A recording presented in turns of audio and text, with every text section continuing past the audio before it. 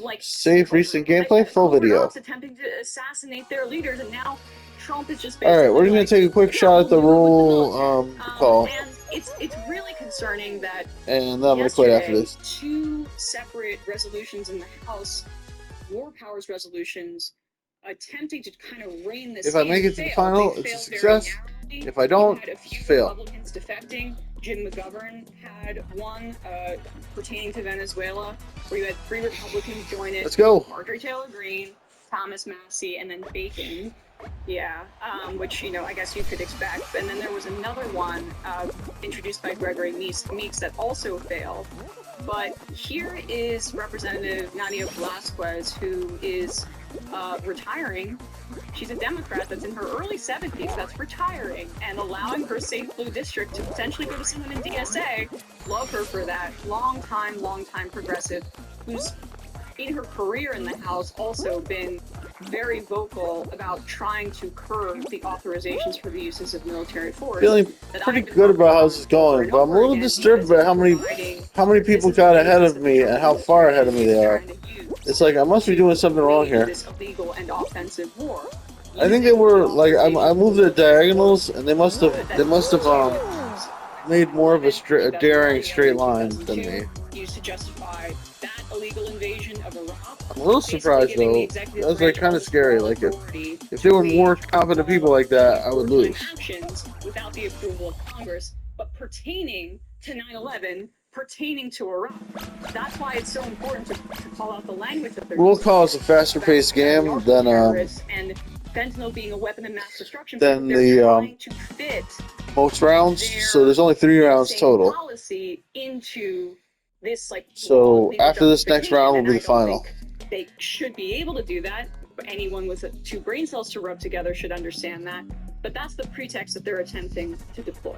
So here is Representative Velasquez. This round is a little bit boring, but the flying fruit makes it a little bit scary. There's good suspense here.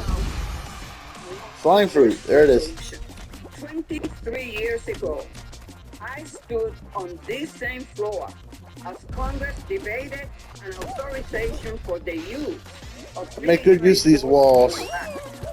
The Bush administration relied on banana intelligence and outright lies to march America into a disastrous foreign intervention that cost trillions of dollars, took thousands of American lives, and helped destabilize the region for a generation.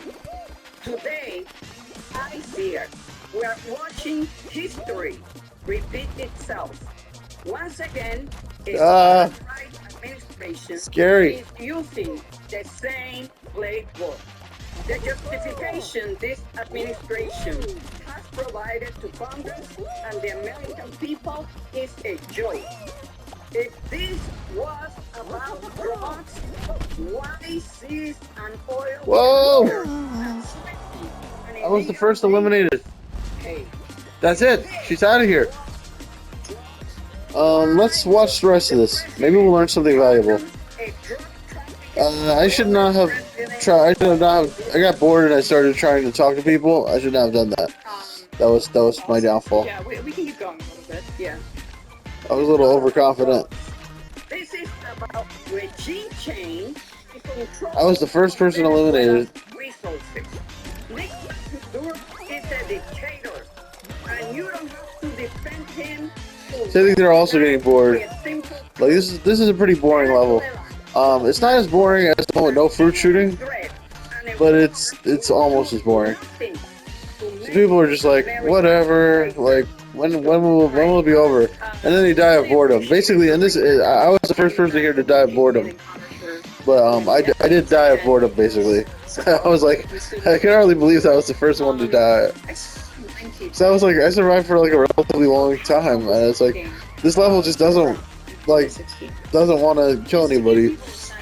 It can't kill you unless you're incompetent. And people get bored, and then eventually they become incompetent. Opposition in a manner that is populist, but he promises. That is part of what his political plan is.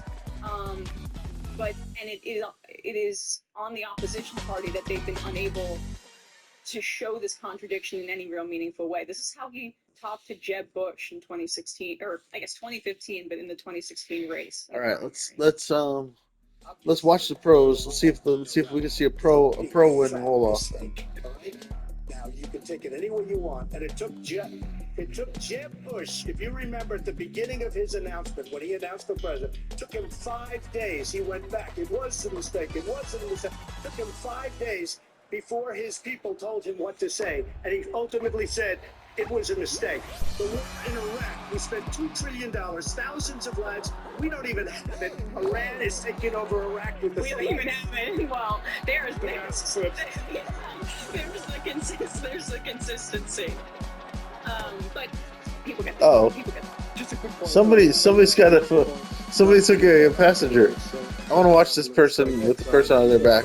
From that natural resource being depleted and not have stayed like giants. What happens if they both win? Will they 100%. I mean, the Biden administration, if it was about keeping oil prices down, like will they if they win, will it be a tie? It'll be a tie. Like broke the back of OPEC during his administration. So anybody else? There's two other people piggybacking as well. US oil disasters for the climate, but the neocons and the capitalists and the Republicans should like that. That's an example of doing what Trump is saying he wants to do effectively, but that's not Great power conflict. Yep. Hey folks, don't forget to hit the subscribe button and check out. There's two piggyback teams. Every day at 12 p.m. Eastern for about 2.5 hours. That's pretty funny. You should check that out.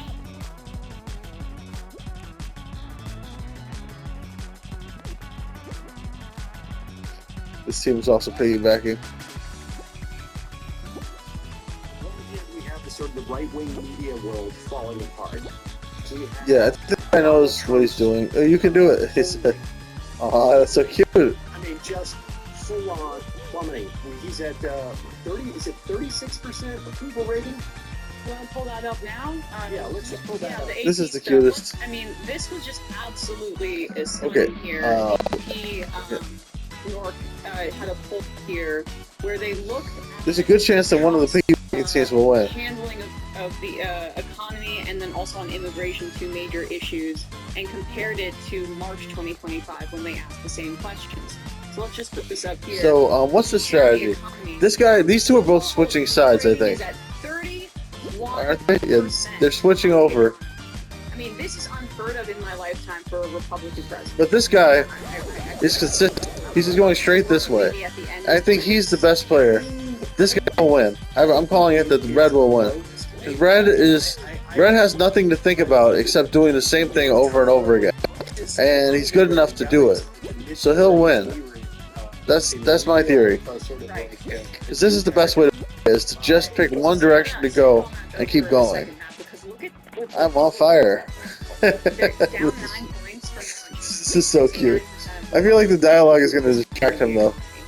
That's like the lowest I've ever seen for him on one particular issue with Republicans. So my theory is Red will win. Crazy to say?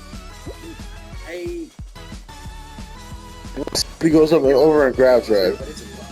That's your best chance to beat this. Is getting into because Red is so predictable that you can go over and grab him and but he'll probably that's the other thing. Okay, that's great. One of the two, whichever team wins will be a double team. 36% according to this, and only 74. I think it will be Red. I'm gonna over to this team. They're a little more interesting to watch. This is a team that will probably die eventually. So the only reason I want to watch like this, that way I can see what Red is doing at all times. Refuse to do it. My suspicion. It's harder to switch. And this is, Donald Trump in the White House about 4 or 5 months ago, started to make a very dramatic push to get. Because you have to think. Red is not thinking. Red is just doing the same thing over and over again. It's pure muscle memory for Red. I see Red already outsmarted the other guy. Supreme Court reversed the lower court's ruling that it was racially gerrymandered. So I need to learn how to do what Red is A lot doing. of people thought it was racially gerrymandered is because the DOJ sent the Texas electorate saying you should. Red even like spins around sometimes. And so that was one of the clues. Nevertheless, that gerrymander is going to stick. The idea was that there's going to be multiple states. I think his spin helps in a way. So California passes a referendum to gerrymander in response to Texas, but then the Republicans were counting on 2 new seats in Indiana. And it turns out Blue is great too. Oh, this guy's name was really named Indiana Dan. State House was not interested in that. And the person on the back, I think, is named Splat Slimy Goo. And they're playing against Control. Oh, I think Red won. But I don't. Yeah, Red must have won. Because Red was in the air. No, Blue won. Alright. Really named Dan won. And I'm not interested in that. Because the Indiana Republicans are in control. I think it was, I think the other person must have won too, though. So it just didn't show both of them. Sometimes it does seem to show both of them, I think. But I don't know. It's kind of confusing. Anyway, that's it. Catastrophic failure. But it was a fun little game. That's all, folks. Please like, subscribe, hit the bell, leave a comment. Love you guys. Bye-bye. Save recent gameplay, full video.